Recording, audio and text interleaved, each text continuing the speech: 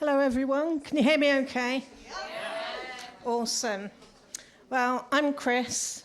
I'm a survivor of child sexual abuse, and I've been part of the UpFront Survivors leadership programme. So, what have I learnt over the last 3 months? Well, to start off, I had great scepticism. I wasn't sure what the aims were or what was expected of me. You see, I've spent all of my life as a lone survivor. The first 50 or so years were silent. The odd snippet would come out and the odd anecdote, but that would only reinforce how I felt, alone and a freak. I saw what you can see now. A version of me stood alone, squirming in the spotlight, aching not to be seen. But at the same time, bursting with all the things that I had to say, I needed to say, and I want to say. But now, 3 months later, I see what I see now. A community of people just like me. A place to feel normal. A place to be, a safe place to be me, and it's fucking amazing.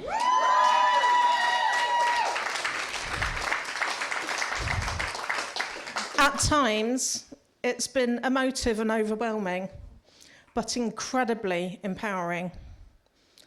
Every person that I've spent time with has been a mirror, showing me an aspect of myself that had been hidden away, safe from the world, and that is quite a trip in itself. I'm proud that I've got to the end point of this training, and without the pep talks, coaching and coaxing that other training has necessitated to get me across the finish line, I've got a litter of unfinished courses and unrealised potential in my wake. Not because that I'm not good enough, no. They exist because of the trauma of abuse. My most recent training dropout was counselling, and I dropped out before I would have become a qualified therapist. So a year before the end of my training, my trauma reared up with the scare of working with perpetrators. My training was talking about leaning into working with people out of my comfort zone and building my resilience. And what I heard was, you've got to work with perpetrators. Fuck no. I dropped out of the training. And actually, I'm really, really glad that I did. I've learned more about trauma and working with CSA survivors in the past 3 months than I did in 3 years of professional training. I'm just going to let that settle in, because that's the same training that we're on the receiving end of as survivors. And that's to varying degrees of effectiveness.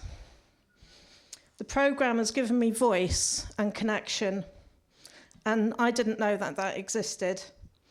And once again, I'm about to embark on another training programme. That's if they'll have me. 35 years after I first dreamed that I could. I'm applying to do art therapy. And that's so that I can maybe help other survivors find their voice.